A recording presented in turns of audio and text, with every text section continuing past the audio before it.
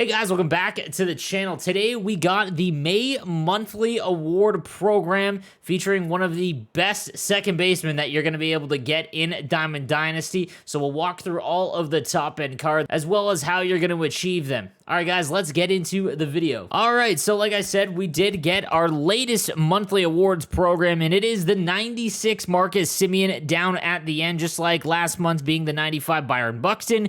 We got a top-end card for the monthly award. There was a lot of other cards that were in the running, but Marcus Semien definitely a valid winner. So we'll go through the rewards first in this program, and we'll take a look at some of the guys again, especially for the free-to-play players. So we'll start with the 88 Austin Meadows, batted .258, 8 home runs, and 28 RBIs in the month of May. Again, left fielder with center and right eligibility. Fielding's not very good. Speed is mediocre as well, but really good power against righties. In all honesty, there's so many good outfielders that you can get for free-to-play players. This one's probably a pass. Wouldn't really want to put him in my ranked lineup or anything like that.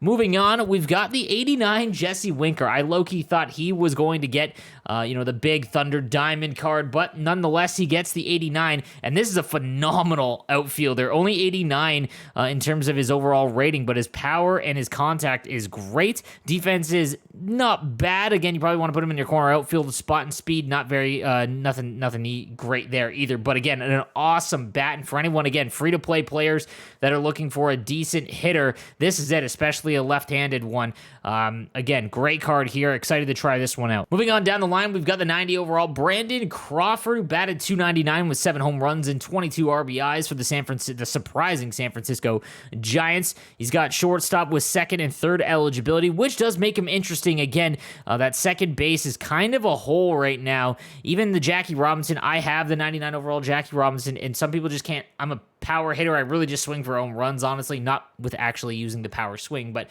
just where my PCI placement tends to hit for home runs, not really contact, and a lot of people struggle with that. So if you're the same kind of person, he's not an end-all, be-all, card for you. So this could be a nice one. Again, 113 power against righties, 93 against lefties before parallels. Obviously, that contact against lefties way down at 48, though. Defense is great. 81 fielding is nice.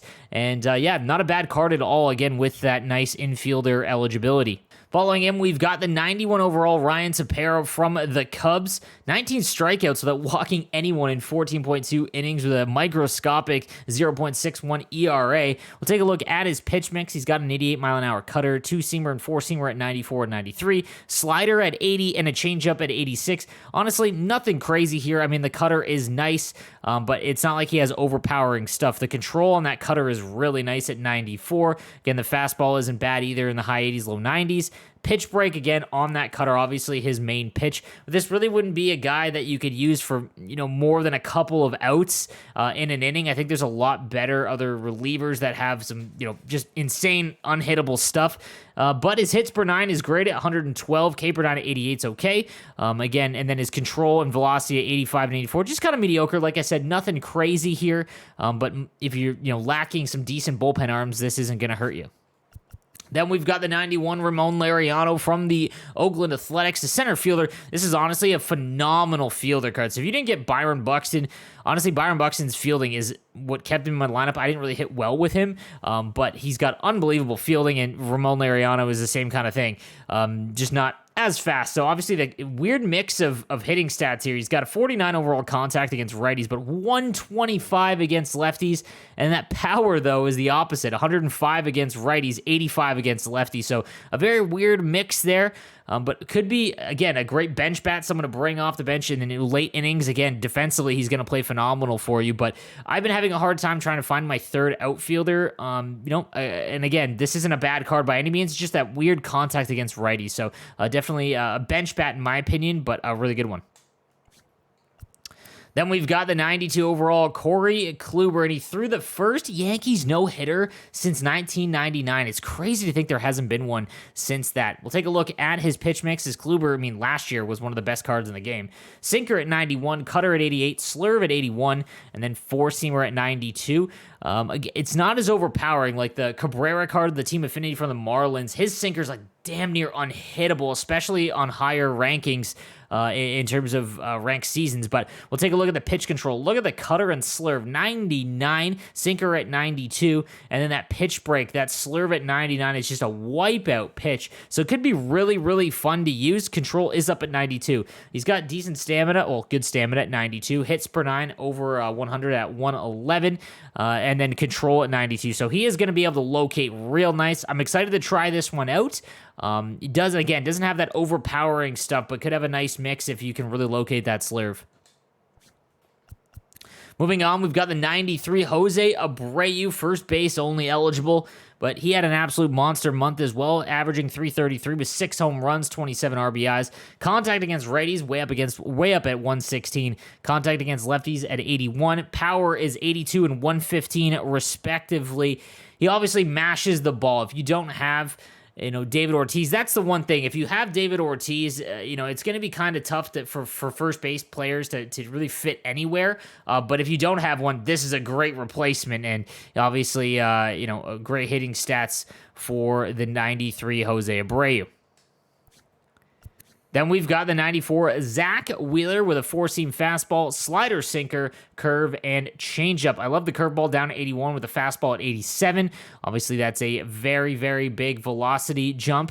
We've got the pitch control on that fastball is great, slider at 92. And then the pitch break, the 97 on the slider. So that slider is going to be very key. And then if you take a look at his stats, 101 on the stamina, 92 with hits per 9, K per 9 at 82. So the stats are kind of mediocre, but the velocity at 99 and the break at 97 is awfully interesting. But that slider is going to be real tough to hit, especially again for righty hitters there. But yeah, this one could be interesting as well. Anytime that you have a guy that has a really good slider and sinker, it's going to be tough to hit. Then again, guys, for anyone that didn't get the 99 overall Jackie Robinson's, obviously a tough time getting the pre-order cards. There is one free one as you move down the program, so that's nice that you can pick one up if you're still struggling to get these guys.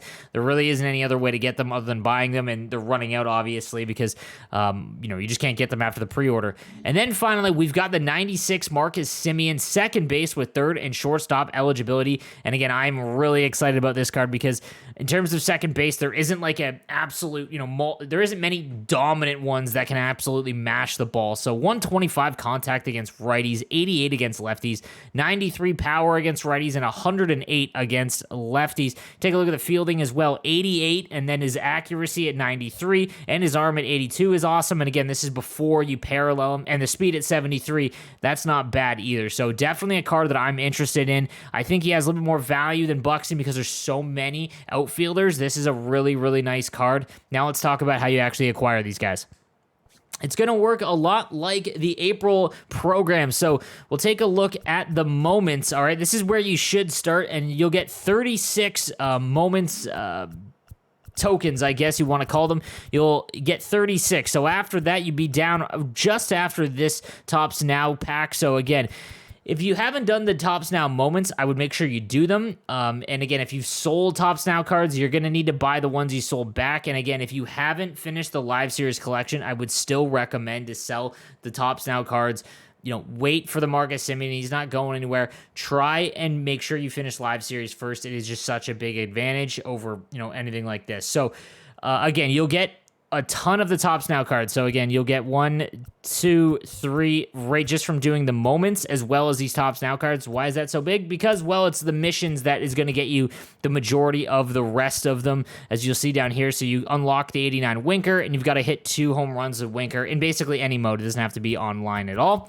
And then there is the collection. So to get everything done, you need to do the collection. And again, if you haven't saved your Tops Now moments from May, you're gonna have to go buy the ones that you did already sell, or if you haven't completed them yet, go do that. And then just get the rest of the packs. It will fill in the rest of the ones that you need to get all 38 so that you can actually get the Marcus Semien. And in my opinion, like I said, if you've done the Live Series collection, 100% one that I would strive for because this card looks absolutely nasty. The last thing I want to talk about, guys, is the latest headliners. So most of the headliners, some of them, aren't amazing or anything like that. This is because, again, catchers, you're still trying to find a really, really dominant one. That Huff card has a kind of a slow swing from the Team Affinity. I still like Posada from the Yankees collection, but this, I love. First of all, I love Carlos Santana in real life. He's been one of my favorite players. He's got great hitting stats. He's got good defense as well, can play first base, but a really, really fun-looking card, and he's a Signature Series card, which is a little bit of a bump and bonus because to get that Mariano Rivera, you have to have at least 2 of the signature cards, and they're kind of difficult to obtain other than, David Ortiz and the Dennis Eckersley, but David Ortiz obviously one of the more expensive ones to get. So guys, I hope that explains everything for you with the May Monthly Awards program. Let me know what you think in the comments section down below, and come check me out on Twitch. I stream every single day at noon Eastern Time. I'll see you guys tomorrow. Have a good one.